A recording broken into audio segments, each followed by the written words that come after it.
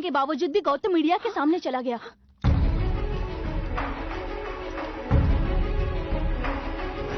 Gautam sir, कुछ बताइए please. Hey guys, Gautam is on the line. वैसे ये आइडिया कैसे आया गौतम? क्या परमानेंटली एक लेडी के रूप में बदल जाएंगे? हाँ सर बताइए। सर कह रहे हैं ये सब आपने नाम कमाने के लिए किया है। भाई पहले मेरी बात सुन लीजिए। सर एक Are you planning the next baby in the same way? कुछ बताइए। आपको औरतों पर गुस्सा है इसलिए आपने ऐसा किया? बस 2 मिनट मेरी बात तो सुन लीजिए प्लीज।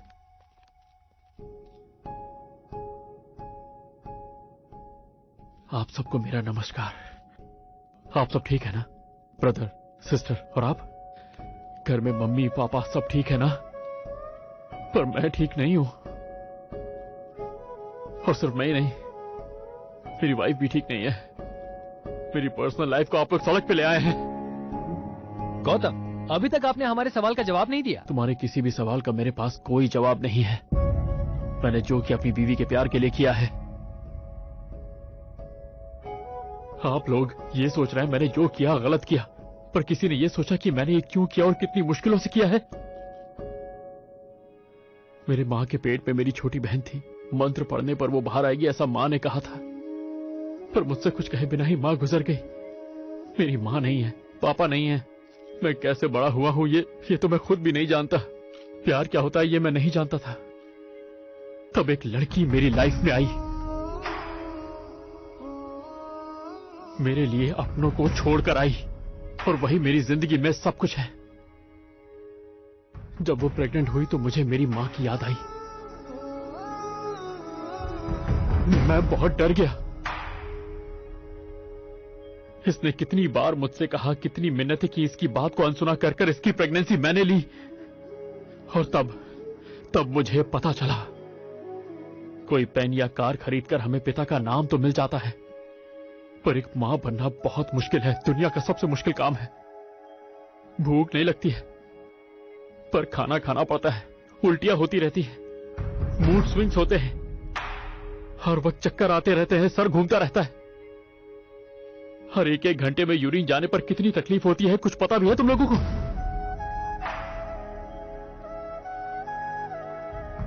जब एक बच्चे की पहली बार हार्ट बीट सुनाई देती है, जानते हो कैसा लगता है? मैं जानता हूं। पेट में जब बेबी अपने पैरों से लात मारता है तो कैसा महसूस होता है, जानते हो? मैं जानता हूं। एक एक दिन, एक एक महीने कैसे औरत की तकलीफ बढ़ती रहती है, ये कोई मर्द नहीं जानता, पर मैं जानता हूं। 9 महीने की इस तकलीफ को, हंसते रोते एक बच्चे को जन्म देना, वो भी अपनी मौत की परवाह किए बिना, है? औरतों को मेरा सैल्यूट है।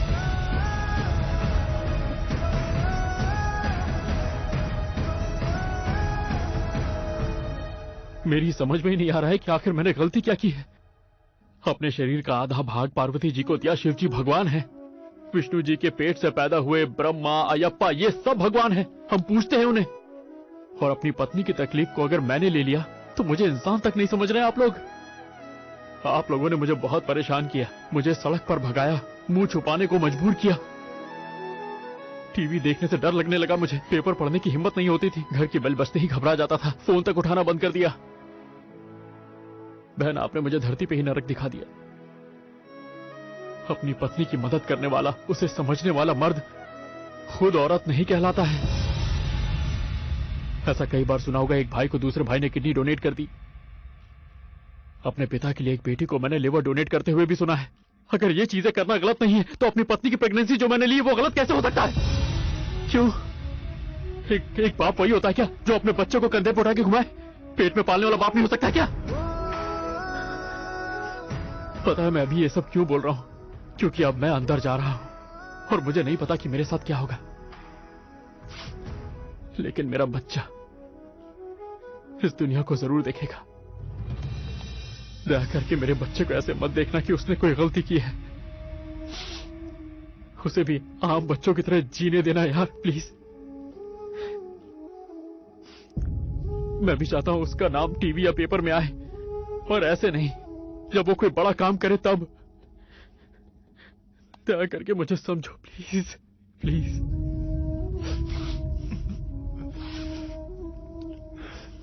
कुछ नहीं होगा भैया, आप हिम्मत रखिए। हम यही तुम्हारी राह देखेंगे, तुम्हारे बारे में लिखने के लिए नहीं, बल्कि तुम्हारे बच्चे को आशीर्वाद देने।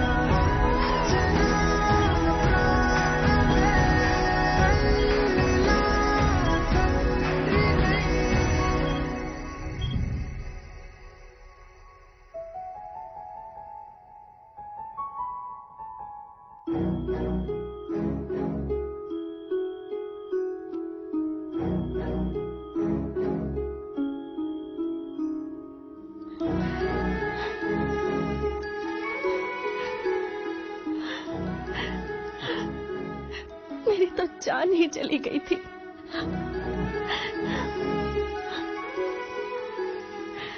मुझसे प्यार करते हो ये जानती थी, लेकिन इस हद तक करते हो।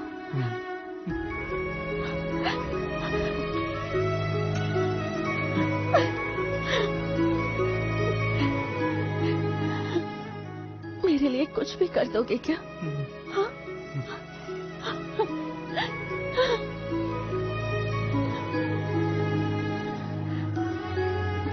माही, अपनी बेटी को नहीं देखोगी?